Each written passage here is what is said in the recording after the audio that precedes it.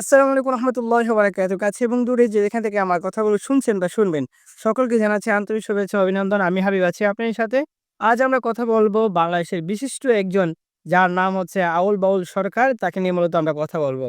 যিনি আল্লাহ সুবহানাহু ওয়া তাআলাকে নিয়ে কটূক্তি করেছেন এবং আল্লাহ সুবহানাহু ওয়া তাআলার শান মানকে নিয়ে মূলত কটূক্তি করেছেন। শুধু তাই নয়, আল্লাহ সুবহানাহু ওয়া তাআলার বিধান তথা আল কোরআনুল কারীম, সেই আল কোরআনুল কারীমকে নিয়ে যে ব্যক্তি কটূক্তি করেছেন তাকে নিয়ে মূলত আমরা আলোচনা করবো ইনশাআল্লাহ।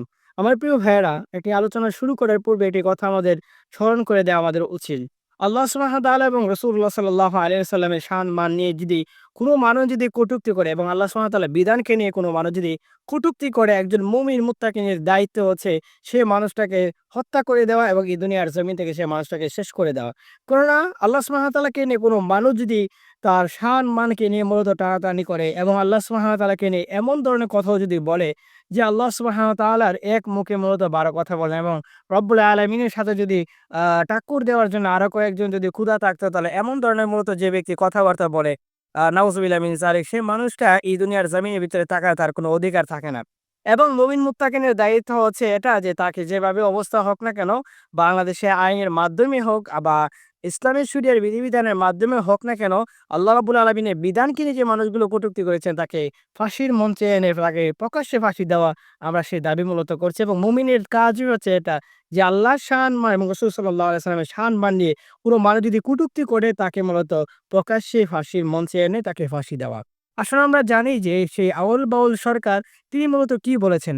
আল্লাহ সুবহানাহু ওয়া তাআলার শান মান নিয়ে কটূক্তি করেছেন। রব্বুল আলামিন একজন না হয়ে আরো অনেক রব হলে তাহলে আল্লাহ সুবহানাহু ওয়া তাআলার সাথে মূলত পার্সেন্টেজ করা যেত এবং তিনি শুধু পার্সেন্টেজের ক্ষেত্রে মূলত তিনি থেমে যান নাই। তিনি এই কথাও মূলত বলেন সেই নাস্তিক আউল বাউল সরকার, যার নাম হচ্ছে আবুল সরকার। এই আউল বাউল সরকার আল্লাহ সুবহানাহু ওয়া তাআলা মহাগ্রন্থ আল কোরআনুল কারীম সূরাতুন নাসকে নিয়ে মূলত কটূক্তি করেছেন।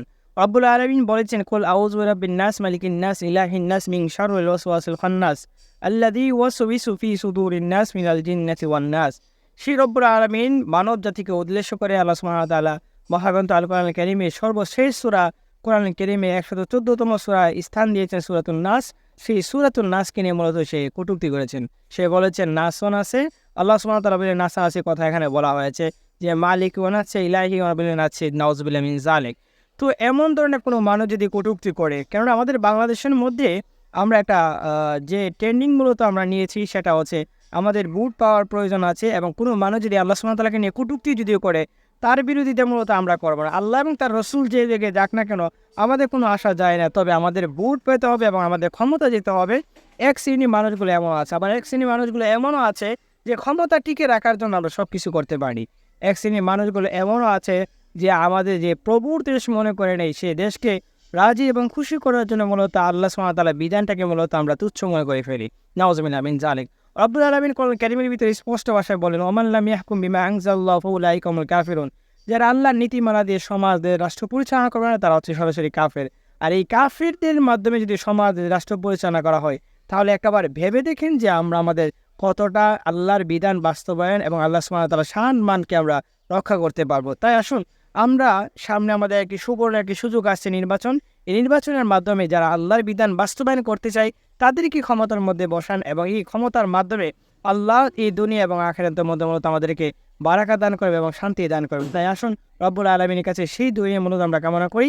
রব্বুল আলামিন যেন এই সোনার বাংলাদেশের মধ্যে একজন মুসলিম রাষ্ট্রপ্রধান কবুল করেন, যার মাধ্যমে আল্লাহ সুবহানাহু ওয়া তাআলার বিধান বাস্তবায়ন করা হবে ইনশাআল্লাহ। তো সবাই ভালো থাকবেন, সুস্থ থাকবেন। পাশাপাশি পরিশেষে এই কথাটাই বলবো, আমরা আমাদের সে আউল বাউল সরকারের পক্ষে যারা থাকবে মূলত তাদের পক্ষে আমরা নাই এবং এই আউল বাউল সরকারকে প্রকাশ্যে ফাঁসি এনে আমরা ফাঁসির মঞ্চে আমরা দেওয়ার জন্য বিশেষভাবে অনুরোধ করছি। এবং তার পাশাপাশি আমরা এই জিনিসটা আমরা লক্ষ্য করছি যে আউল বাউল সরকারের কিছু শ্রেণীর বক্তবৃন্দ আছে, তারা মূলত মাফ চাচ্ছেন এবং এমনও মাফ চাচ্ছেন যে আমজনতার কাছে মূলত মাফ চাওয়া হবে, কিন্তু রব্বুল আলামিনের কাছে মাফ চাবে না। নাউজুবিল্লাহি মিন যালিক। এটা কেমন ধরনের হয়? অন্যায় তো অপরাধ করেছে আল্লাহ সুবহানাহু ওয়া তাআলার কাছে, আল্লাহ সুবহানাহু ওয়া তাআলার কাছে মাফ চাবে না এবং প্রকাশ্যে মূলত সেই মানুষগুলো বলছেন এক শ্রেণীর উলামায়ে কেরামদেরকে তুচ্ছ মনে করে নিয়েছেন, সেটাও আমরা মূলত প্রতিবাদ করছি এবং আমরা এটাও দাবি করি প্রকাশ্যে যেন সেই আউল বাউলকে ফাঁসির মঞ্চে এনে। সবাই ভালো থাকবেন, সুস্থ থাকবেন। কোনো এক বাদল হাওয়ায় আবার কথা হবে। আসসালামু আলাইকুম।